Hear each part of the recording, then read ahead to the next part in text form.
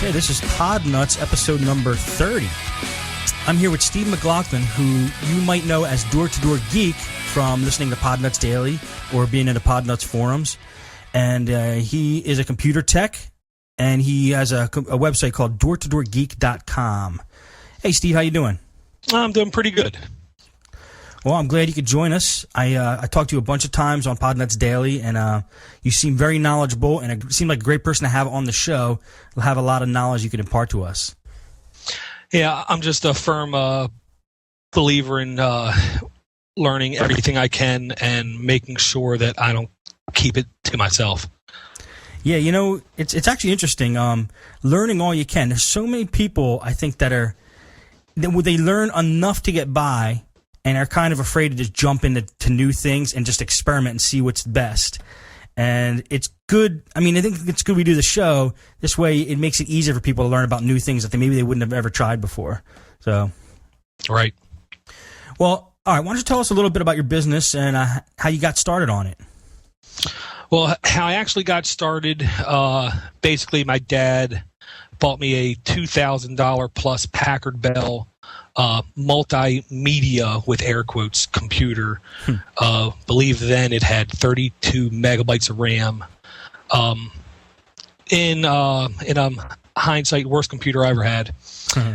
Basically had to learn everything basically because I broke everything. That made me sit down and actually learn a lot of things. You know, just spent years back on Windows 3.1 figuring out things, making things work the way that I wanted them to work, which I later found out was actually hacking. When a lot of people hear the word hacking, they think breaking into computers and that kind of thing. Hacking is actually just making a computer do what you want it to do to get a task done. Then I worked in a warehouse atmosphere for like about 8 months. Guy in the office I walked by had the Windows Program Manager in Windows 3.1, which was like the entire interface off the screen, and he had no idea how to get back, and he was screaming, cussing. I just walked by, hit the Alt button, hit the space button, and hit the X to maximize it. Right. And to be honest, that was the start of my career. How did that happen? What, he took notice and then put you on front of the computer? Well, he took notice and said, this kid knows more than he's letting on. Turns out he knew a couple other people up in the actual information tech section of the place, and he got me a contract job there. Wow. A couple, like 8 months later, finally got a permanent job and started my actual career in the IT tech.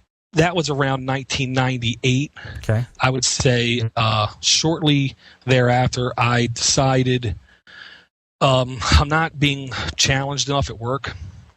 And I basically just scoured internet chat rooms back in the day and just said, does anybody need any tech help? And typically they're just saying, you're gay, you're hot, you know, all this kind of chat room stuff. So I would just ignore them, and then once in that, you know, every now and then I would find somebody and I would just help them out, and it just keep getting, you know, busier and busier until actually another coworker wanted me to start a business with him doing on the spot tech help for small businesses and home people. What, did he have a business and he needed help? No, he was one of those guys that just loved to talk about it. I kind of could tell that he really didn't know much about computers, and he wasn't very good with money, so I decided to just do it on my own. Good idea. Yeah, but I remember in one of the first episodes of Podnutz, your guest said, if you really love to fix computers, don't start your own business. Now, do you think he was right, or? I think to a large degree he is dead on, because I want to spend too much time fixing computers, not worrying about money, not worrying about books, not worrying about advertising, not worrying about doing that kind of thing. I just like to fix computers. I think it's a little bit of a challenge, and I really like keeping on my toes. No, that's good. Actually, Actually, I don't know what I like more. I mean, I kind of like all aspects. I don't like answering the phones. You know what I mean? I'd love to have a secretary and hand me a work order and just say, here's the computer. But it reminds me of Craig Newmark from Craigslist. Yes. He still works as just like a regular Joe employee at Craigslist, I think, and does normal stuff. He doesn't act like the CEO. He never wanted to be the CEO. So it's possible to have a huge business and still be just the technician. You know what I mean? You could hire other people to do other things if you really love it. If you really love it and that's getting in the way, you could still make it work, I think. Right. Well, yeah, and right now I work for the Maryland government. My technical title is a database specialist 2. Okay. For years, I basically did database development in DBase and FoxPro. The last couple years, I've been doing a lot more web-based database stuff, and but now I'm in a group of network support, so I actually have to do a lot more. I'm on help desk. I have to help the end users with network issues. I basically build network apps, and at the same time, I like to go down to the actual shop and get my hands dirty once in a while, and ask people, do you have anything that you have had any problems with that you can't figure out? And then we basically sit down together and just pound through Google as the best we can. And that's on your government job? Yeah. Now, as a help desk, how does that work? Do you get calls? You have to sit at a computer cubicle, or do you go around, or how do you do it?